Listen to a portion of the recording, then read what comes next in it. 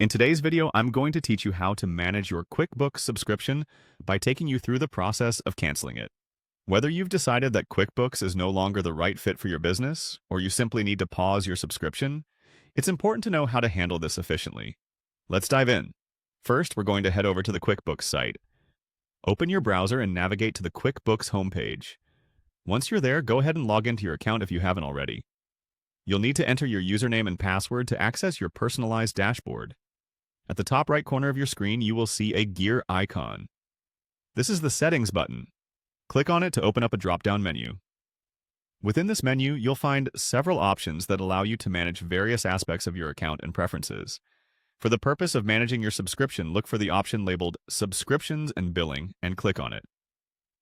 Now that you're inside the Subscriptions and Billing section, you'll see details about your current plan and payment information.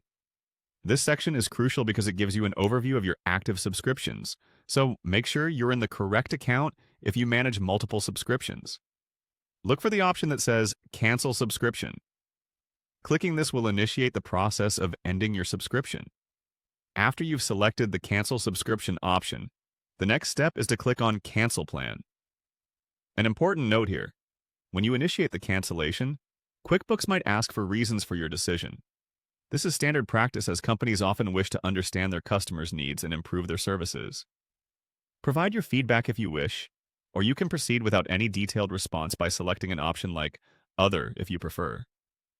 After confirming cancellation, QuickBooks might offer you some alternatives, such as downgrading your plan or pausing it instead.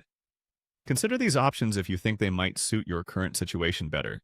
If you're sure about canceling, continue through the prompts until the process is finalized. Finally, you should receive a confirmation email from QuickBooks notifying you that your subscription has indeed been canceled. Keep this email for your records. Also, be aware that your access to QuickBooks features will continue until the end of your current billing cycle, even after cancellation.